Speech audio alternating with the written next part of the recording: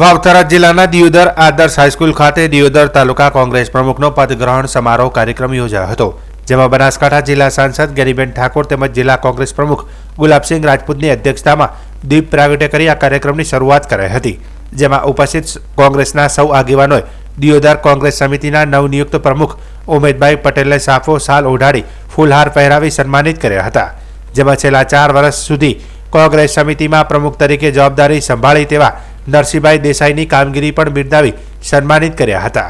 આ પદગ્રહણ સમારોહમાં ઉપસ્થિત સૌ કોંગ્રેસના આગેવાનોએ આગામી તાલુકા પંચાયત જિલ્લા પંચાયતની ચૂંટણીઓમાં કોંગ્રેસને જંગી બહુમતીથી વિજય થાય તેવી હાકલ કરી હતી। આ પ્રસંગે દિયોદર પૂર્વ ધારાસભ્ય શિવાભાઈ ભુરિયા, પૂર્વ પ્રમુખ ભરતસિંહ વાઘેલા, લાખણીના નવા નિયુક્ત પ્રમુખ સાગર રબારી, પૂર્વ delegate ભલજીભાઈ Rajput, Bhupatbhai sorry, પરાગભાઈ Patel secretary વગેરે આગેવાનો મોટી સંખ્યામાં હાજર રહ્યા હતા। દિયોદર તાલુકા કોંગ્રેસ સમિતિના નવા વરાયેલા પ્રમુખ ઉમેદભાઈ એ પોતાની વરણી થતાં બધા કાર્યકરોને બોલાવીને વિધિવત એમણે તાલુકા કોંગ્રેસ સમિતિનો પદ એમણે સંભાળ્યું છે। એમને શુભેચ્છાઓ પાઠવું છું। નરસિંહભાઈએ તરીકે ખૂબ સારી કામગીરી કરી। આવનાર સમયમાં કોંગ્રેસ પાર્ટી ખેડૂતોના પ્રશ્નો હોય, સરકાર જે ક્ષેત્રોની અંદર ભ્રષ્ટાચાર કરી રહી છે, ભ્રષ્ટાચાર કઈ રીતે ઉજાગર કરીને જનજાગૃતિ આવે, મતદાર યાદી સુધારણા કાર્યક્રમ ચાલી રહ્યો છે, તો એમાં પણ ભારતના બંધારણમાં જે લોકોને મતાધિકાર મળેલો છે એનો મતાધિકાર છીનવાય નહીં એની જનજાગૃતિ માટે બધા કાર્યકરોને પણ આગળ કરી કોંગ્રેસ પાર્ટી આવનાર સમયમાં ઉમેદભાઈ અને સમગ્ર એમની ટીમ સાથે રાખીને જિલ્લા તાલુકા પંચાયતની ચૂંટણીમાં જલવંત વિજય મેળવીને પરંપરાગત રીતે દિયોદર એ કાયમી પહેલો કોંગ્રેસનો ગઢ હતો અને આવનાર સમયમાં પણ એ રીતે હચવાઈ રહે એવી કામગીરી અમે બહુ સાથે મળીને કરીશું। આ વિસ્તારના અંદર ખાતરની ખાસ અસર છે, આપે પણ કહ્યું કે મળતિયાઓને ખાતર મળે છે, શું કહેશો? મેં કીધું એમ કે ભારત એક કૃષિ પ્રધાન દેશ છે। દેશના અને ગુજરાતના રાજ્યમાં કેટલા ખેડૂતો ખેતી કરે છે અને હેક્ટરના પ્રમાણે એની તમામ વિગતો સરકાર પાસે છે, છતાં પણ વાર્ષિક રીતે એને તે આયોજન કરવું પડે અને ખાતરનો સ્ટોક રાખવો પડે, ગુણવત્તાવાળા જે સારી કંપનીઓનું ખાતર છે એ રાખવું પડે।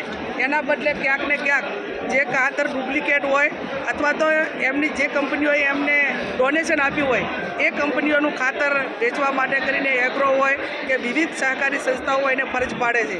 તો આવનાર સમયની અંદર કોંગ્રેસ પાર્ટી આ ખેડૂતોને પૂરતું ખાતર મળે અને જ્યાં પણ ખેડૂતોની મુશ્કેલી હોય એના માટે જ્યાં સરકારમાં લડવું પડે ત્યાં લડીને પણ ખેડૂતોને ન્યાય મળે એવું કામ એ કોંગ્રેસ ટીમ સાથે મળે। આવનારી વાવ વિધાનસભા, વાવ અને થરાદ તાલુકો અને બનાસકાંઠા તાલુકા જિલ્લા પંચાયતની અને નગરપાલિકાની ચૂંટણી કોંગ્રેસ જીતશે કે કેમ?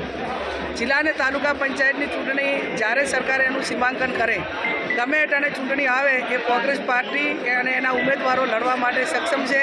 બનાસકાંઠા એ કાયમી કોંગ્રેસનો ગઢ રહ્યો છે। જિલ્લા તાલુકા પંચાયતની ચૂંટણી હોય, વિધાનસભાની ચૂંટણી હોય અને આવનાર જ્યારે પણ ચૂંટણી આવે એ ટાઈમે કભે કભો મિલાવીને કોંગ્રેસ પાર્ટી બનાસકાંઠામાં જલવંત વિજય મેળવીને લોકોનું કામ કરશે। Thank you. બનાસકાંઠાના વાવ થરાદના ઢીમા મુકામે ધરણીધર ભગવાનના દર્શન કરીને સમગ્ર ગુજરાતની જનતાનો અવાજ જનવેદના કાર્યક્રમ યાત્રા સ્વરૂપે નીકળવાની છે।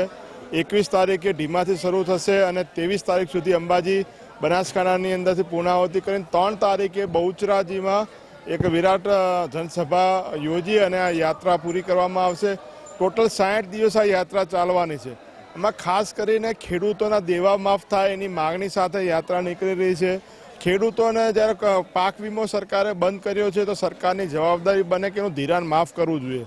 અત્યારે કમોસમી વરસાદ કે પૂરના લીધે આ વાવ થરાદ જિલ્લા હોય કે બનાસકાંઠા જિલ્લાના તમામ ખેડૂતોને લાખો રૂપિયાનું નુકસાન છે।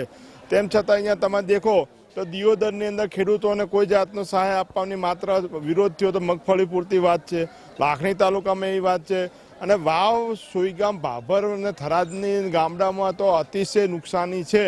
તેમ છતાં માત્ર સહાયના પડીકા પકડાવવાની વાત છે, પણ સરકારે ખરેખર આપવું હોય તો ધિરાણ માફ કરવું જોઈએ। જે પણ સરકારી હોય 3 લાખ સુધીની મર્યાદામાં સરકાર જ્યારે ધિરાણ આપતી હોય તો એ માફ કરી આપે, નહીં કરી આપે એના વિરુદ્ધમાં જન આક્રોશની યાત્રા છે। યુરિયા નથી, ડીએપી નથી, જ્યારે સિઝન આવે ત્યારે ખેંચ પડે છે। અત્યારે લાઈનો લાગી છે, ધારો કે એક દુકાને જ્યારે એક ગાડી આવે તો ત્યાં 500 ખેડૂતોની લાઈન ઊભી હોય છે। સરકાર એક બાજુ કહે છે પૂરો સ્ટોક છે એની કાળાબજારી થઈ રહી છે. અત્યારે પણ જે મગફળીની ખરીદી થઈ રહી છે માત્ર આપણે ગુજરાતની કે થરાદ, વાવ, દિયોદર કે લાખણીની નહીં પણ રાજસ્થાનની મગફળી ટેકાના ભાવે આ લોકો ખરીદી રહ્યા છે. બનાસકાંઠા જિલ્લા કોંગ્રેસ સમિતિ અને ગુજરાત પ્રદેશ કોંગ્રેસ સમિતિ દ્વારા જે દિયોદર તાલુકા કોંગ્રેસ સમિતિના પ્રમુખ તરીકે મારી વરણી કરી છે એ બદલ સર્વે કોંગ્રેસ કાર્યકર્તાઓનો ખૂબ ખૂબ આભાર માનું છું. આવનારી તાલુકા અને જિલ્લા પંચાયતની ચૂંટણીની અંદર કોંગ્રેસ પાર્ટી ખૂબ સારું પ્રદર્શન કરશે અને કોંગ્રેસની જે વિચારધારા છે એ દિયોદર તાલુકાના જન સુધી પહોંચાડવાના પૂરા પ્રયત્નો કરશું. સમગ્ર ટીમ અમારી સિનિયર આગેવાનો સાથે અમે દિયોદરમાં કોંગ્રેસ કઈ રીતે મજબૂત બને, એની વિચારધારા કઈ રીતે આગળ વધે અને આવનારા ભવિષ્યની અંદર ખેડૂતો, વંચિતો, દલિતો, વિદ્યાર્થીઓના જે પ્રશ્નો છે એને વાચા આપવાનું અમે કાર્ય કરશું.